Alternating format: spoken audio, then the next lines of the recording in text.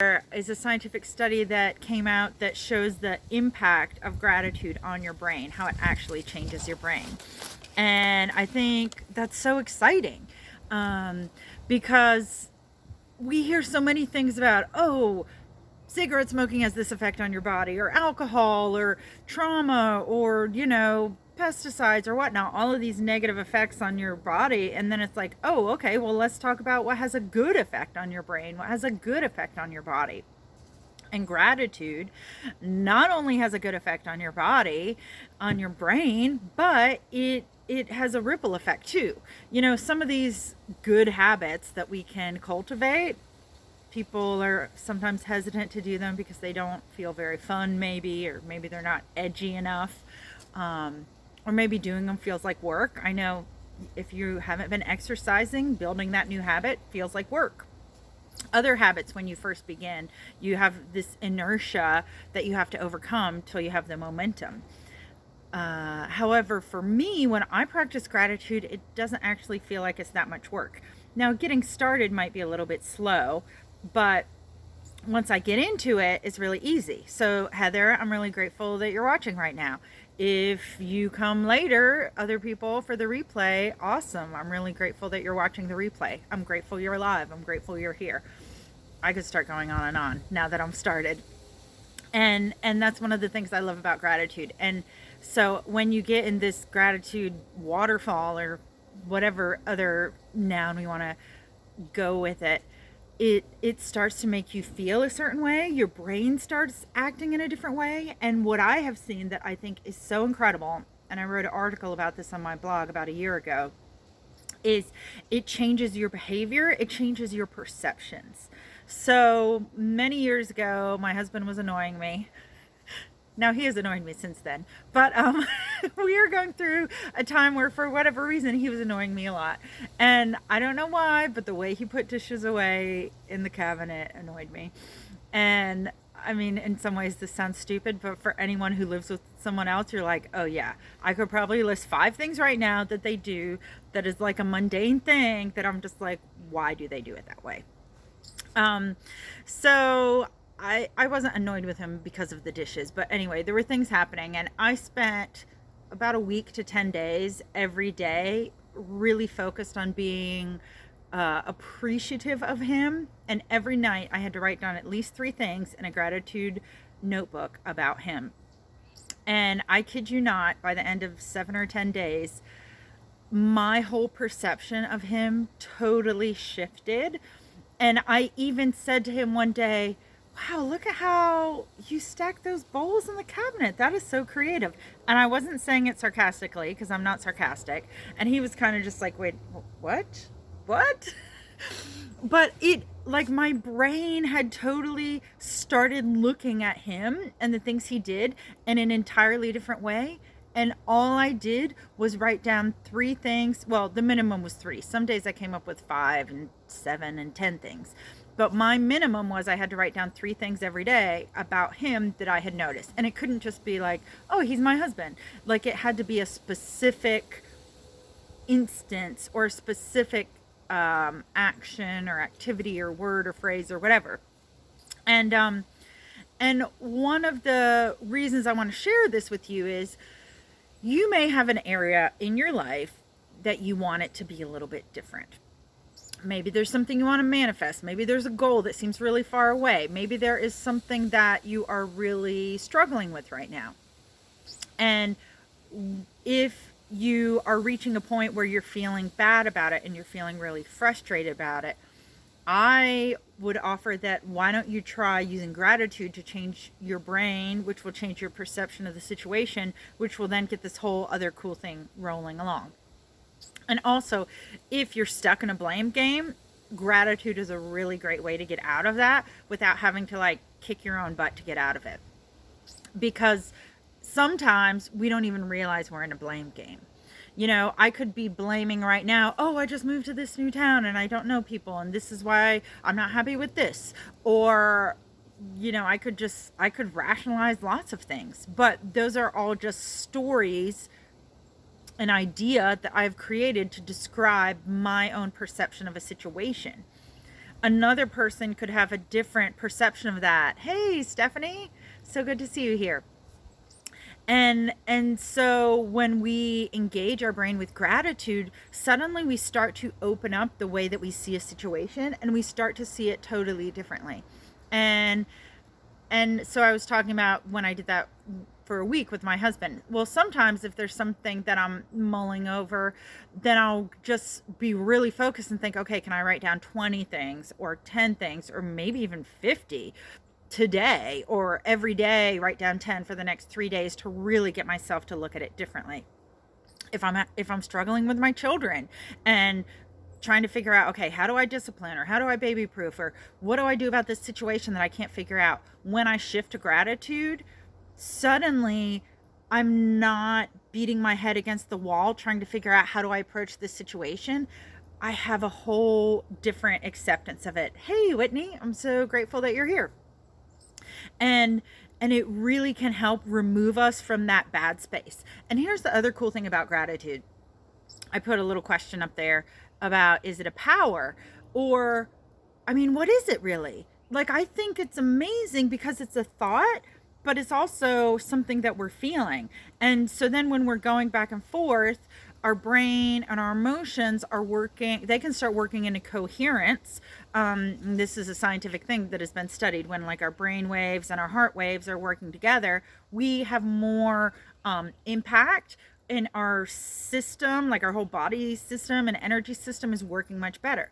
So when we're working from a state of gratitude, then in my experience, things suddenly start flowing and happening more easily. So occasionally, like, as I said before, like if I'm having a struggle with my husband or with my kids or like with my business, well, then I'll sit down and I'll start listing, okay, these are all the things I'm grateful for. And as I said, we just moved to a new region. Well, the other day I was like, oh, I'm feeling sad. I don't know enough people. And then I started thinking, well, but what about the people I do know? Or what about the people I have met? And suddenly, like, I just started feeling really excited and thinking, I have already met cool people here, and it wasn't even that hard to meet them. And do I know like 35 new people here? No, but gratitude isn't about like quantity. It's about like really feeling into, what do I appreciate and what am I excited about. And here's the other thing. I don't know about you, but sometimes when someone is complaining a whole lot, I kind of want to avoid them. Of course, when I'm complaining, who can I avoid, because I'm right there. But and I'm not saying I avoid all complainers, but if someone is really in this thing of every day or every time you see them complaining about this, it really gets old. Whereas if there's someone that who maybe there's something that they're working with, but they get excited about how to figure it out. Excited people are more fun to be around. Like, grateful people are more fun to be around. And those people are more likely to have someone come up to them and say, oh, that thing that you're working on that you can't figure out? Hey, I have an idea, or I have a recommendation for somebody that I want to introduce you to. And so opportunities start to come to you. Whereas when you're in a bad mood, a lot of people want to avoid you. When you're stuck in a bad space and you're like, nothing works and nobody is listening and nobody likes me, you're kind of just shut down from the world. And except for the very brave, most people are like, I don't want to engage with that. I don't want to go there. And yet by shifting that into gratitude, you can really, you're changing your brain. Like, how cool is that? And you're starting to see new possibilities that you hadn't seen before. And it really keeps us out of this woe is me place that, I don't know about you, but I can sometimes go there, especially if it's been a long day or a long week and I'm really tired and I feel like I've given so much to everyone. And then I get to the end of the week or the weekend and I'm like, oh, what about me? Well, typically before I go to bed, I try to end the evening with gratitude. So as I'm lying in bed trying to fall asleep, I'm thinking of, I'm grateful for my husband, I'm grateful for my kids, I'm grateful for my home. And I just go through everything I can think of and just go on a gratitude, festival in my mind. And and then I'm going to sleep filled with these good feelings, as opposed to on the nights where if I don't do that and I'm mulling over something that's making me anxious or annoyed, I don't typically have as good of sleep, and I also don't typically wake up with that same, like, "Ooh, I'm ready for the day" kind of attitude. And yet immersing myself in gratitude is one way that it keeps me moving forward, because biologically, the, we have a tendency to notice negative things. It's a survival mechanism. Because if we notice dangers and stressors, then we can respond to them. We can protect ourselves. We can protect our families.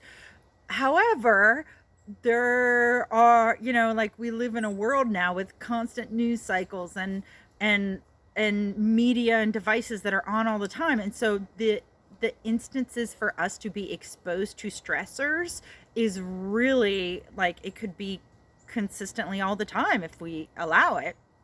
And so, in addition to gratitude, I think having time when we pause and don't engage in reading all the stressors and being exposed to all the bad news and dwelling on all of the problems of the world. In my email list that I send out before, I've talked to people about how I try to minimize my amount of time watching the news. And I don't do it from a place of like, oh, I'm privileged, so I don't have to worry about that because it's not my problem. I do it from an attitude of, let me kind of get in and out, like find out what is important that I need to know. What do I need to know for my life, for voting, for whatever's happening in the short term? What are the issues that I care about? I stay informed about those. But the rest of it, I'm like, I'm one person. I don't have to follow the whole news cycle, because it's not good for me if I stay constantly tuned into that. It's very hard for me to stay in a space of loving gratitude and creative problem solving in my life if I'm obsessing about all of the problems of the world. And so it's perfectly okay, in addition to cultivating gratitude, to cultivate pauses in your day or times when you step away from these things that are demanding of you or putting stressors in your life. And you may, in that pause that you take, choose to spend it in gratitude, or maybe you just spend it in being mindful and observing. And I could look around right now and listen to the birds chirping behind me. Or I could just spend it being grateful that I'm in a place where I can sit outside on my porch, and I'm grateful that one of my kids is napping. And so it's really wonderful to spend a time. I try to spend time every day, either mentally being grateful, so just thinking the thoughts, expressing gratitude for my loved ones in my life. And also, when it works well, like, I love to also daily journal for a few minutes, just make a list of what I'm grateful for. But you can choose whatever medium you like, whatever is working for you. My daughter and I do it before she goes to bed. We do 3 grateful things for the day, and that's really sweet.